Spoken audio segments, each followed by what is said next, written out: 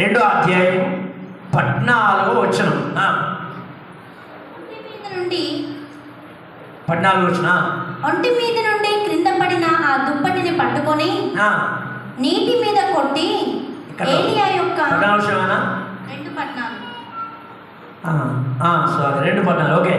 ఏలియా యొక్క దేవుడైన యెహోవా ఎక్కడ ఉన్నాడను అతడు ఆ దుప్పటితో నీటిని కొట్టగా అది ఇటు అటు విడిపోయి అందున ఎలీషా అవతలి యొడ్డునకు నడిచిపోయింది. హల్లెలూయా. ఇక్కడ ఎలీషా ఎవరిని వెంబడించాడంటే ఏలియాని వెంబడించాడు. ఎవరిని వెంబడించాడు? ఎలీషా ఏలియాని వెంబడించాడు కదండి. మరి ఏలియాలో ఆత్మ పాలు పొందుకుండా లేదా? ఎలీషా పొందుకుండు కదండి. ఏలియాలో భాగం పొందకుండా లేదా? ఎలీషా పొందుకుండు. అవును కదా. వారు కలిసి తిరిగారు, కలిసి ప్రయాణం చేశారు కదా. దేవుడు ఏలియాతో మాట్లాడినప్పుడు ఏలియా పరమునకు చేరిన సమయంలో ఎలీషాతో మాట్లాడాడు. ఏలియా సుడిగాలు అరణ్యమైపోవచ్చుండగా ఏలియా తన పేరు మీద ఉన్న దుప్పటి 2 అంచు చింపి పారేశాడు. పారేస్తే ఏలియా చింపి పారేసిన వస్త్రమని ఎలీషా పట్టుకొని వెళ్ళి ఏం చేశాడట? సముద్రం 2 పాయలు చేశాడు. ఏం చేశాడు? సముద్రం 2 పాయలు చేసి సముద్రము దాటి పోయాడు కదా. నువ్వు ఆత్మీయులతో ఉంటే ఆత్మీయ అనుభవం కలిగి ఉంటావు, ఆత్మీయ ఆశీర్వాదాన్ని అనుభవిస్తావు. శరీర సంబంధం వారితో స్నేహం చేస్తే నువ్వు ఆత్మీయ సంబంధం స్నేహం కోల్పోతావు. అర్థండి. శరీర సంబంధమైన స్నేహం చేస్తే మనకు వచ్చే లాభాలు ఏమి ఉన్నాయా? లేవు. అర్థందా? కాబట్టి ఏలియాతో ఎలీషా నడిచాడు కదా. కనుక ఏలియాలో ఉన్న ఆత్మ ఎవరి మీదకి వచ్చిందంట? ఎలీషా మీదకి వచ్చింది కదా. అందుకే ఆ బలమైన కార్యము ఎలీషా చేయగలిగాడు.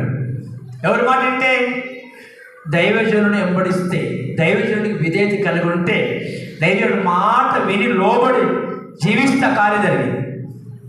పట్టిగా తాగల. అర్థమవుతుందా? చూడండి, ఎలీషా ఎంత అద్భుతం చేశాడు.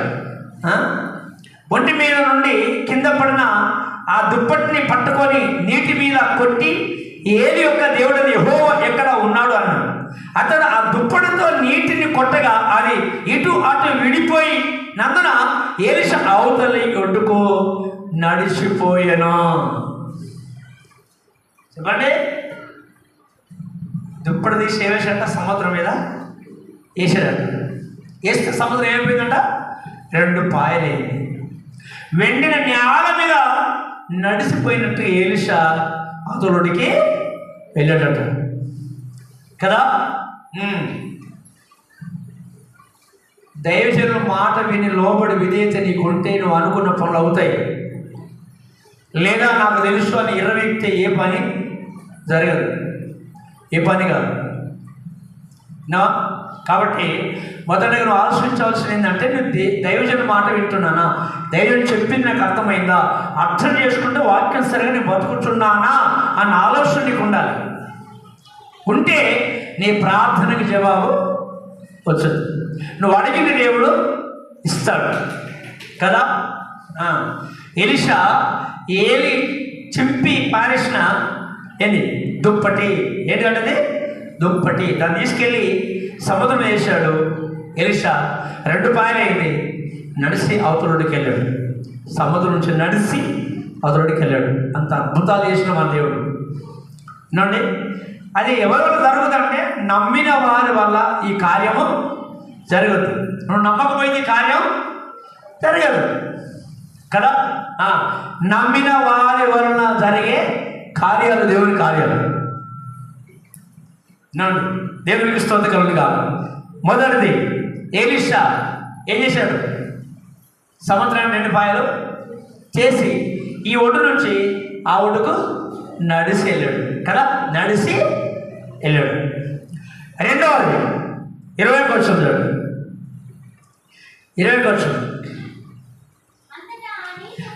అంతటా ఆ నీటి ఊట ఎద్దుకు పోయి అందులో ఉప్పు వేసి యెహోవా సెలవిచ్చునేమనగా, ఈ నీటిని నేను బాగు చేసి ఉన్నాను కనుక ఇక దీని వల్ల మరణం కలగకపోవును, భూమి నిస్సారముగా ఉండదు అని దేవుని స్తోత్రం చెప్పండి గట్టిగా హల్లెలూయా కదా. ఇప్పుడు ఎలీషా నీటిని మధురముగా మార్చేశాడు. అంతకుముందు తాగితే ఇశ్రాయేలు వాళ్ళు తాగిన నీళ్ళు ఏమైనాయంట, షేరు, తాగలేకపోయారు. అప్పుడు ఎలీషా చెప్పారు, అయ్యా దైవజనుడా, ఈ నీళ్లు తాగలేకపోతున్నామయ్యా, ఈ నీళ్లు చేదుగా ఉన్నాయ్యా, దాహం తీరలేకపోతున్నాయా అని చెప్పి పదలు దైవజనుడి దగ్గరికి వచ్చి చెప్పారు. ఆ దైవజనుడు ఏం చెప్పానండి, ఏం చెప్పాడు, ఉప్పు ఏదేమన్నాడు, ఉప్పు అంటదంట, అన్నే చూడు నన్నేసి చూడని. ఆ మాట అట్టికి రాదా కదండి. నువ్వు అన్నీ వేసి చూడు, తర్వాత నన్ను వేసి చూడు. ఎంత మంచి మాట ఉండేది కదా. ఇప్పుడు దైత్యుడు ఏం వేసాడు, నువ్వు అన్నీ చేసావు కానీ నన్ను తీసుకెళ్ళాలని చెప్పేది ఉప్పు. శ్వాస చెప్పండి గట్టిగా హల్లెలూయా కదా. మన లక్షలు పెట్టి వంటలు చేసిన 50 మేకలు కోసి కదండి, 50,000 సరుకు తెచ్చి పోసి వండి ఉడికినా మధురం ఏమి ఉండదు. ఉండదా? ఉండదు కదా. లక్షలు ఖర్చు పెట్టి దీనికి ఎంత ఉండాలి, పొట్లానికి 10 రూపాయలు అనుకో, పొట్లానికి 10 రూపాయలు ఇవ్వ కదండి. కానీ 2 లక్షల రూపాయలు పెట్టి తెచ్చిన సామాను కొట్టేస్తుంది. దీని ఏమైపోయితే ఋషి రానే రాదు, అసలు అనేమే పోదు కదండి. ఇక్కడ ఎలీషా దైవజనుడు ఎలీషాకు చెప్పారంట, దయ్యంగా ఈ నీళ్లు చేదుగా ఉన్నాయ్యా, ఈ నీళ్లు తాగలేకపోతున్నాం అని చెప్పంటే ఎలీషాకు ఒక కొత్త పాత్ర వేసుకుని దాంట్లో కొంచెం ఉప్పు వేసుకొని తీసుకురండి అని చెప్పాడు. ఏం చెప్పండమ్మా, కొత్త పాత్రలో ఉప్పు వేసుకొని తీసుకురండి అన్నాడు. అప్పుడు దైవజనుడు చెప్పినట్టుగా కొత్త పాత్రలో ఉప్పు వేసుకొని తీసుకొచ్చి దైవజనుడికి ఇచ్చారు. ఈ దైవజనుడు ఏం చేశాడట, ఏం చేశాడు, ఏమన్నా ఇక్కడ, ఈ నీటిని నేను బాగు చేసి ఉన్నాను కనుక దీనివల్ల మరణము ఇక రాదు కదా. నేను నీటిని బాగు చేశాను, ఈ నీటిని నేను బాగు చేశాను కనుక దీనివల్ల ఇక మీటడా ఇక మరణము లేదు, ఇక రాదు కదా. అప్పటి నుంచి ఆ నీటి ఊట ఏమైపోయిందంట, మధురంగా మారినాయి. వినండి, ఆ భక్తి మనకుంటే, ఆ క్రమం మనకుంటే, ఆ నమ్మకం మన జీవితంలో ఉంటే దేవుడు మనం చేయవలసిన ప్రతి పనికి మేలే జరుగుతుంది, కానీ కీడు జరగదు. జరుగుదా? జరగదు కదా. సరే పడి గట్టిగా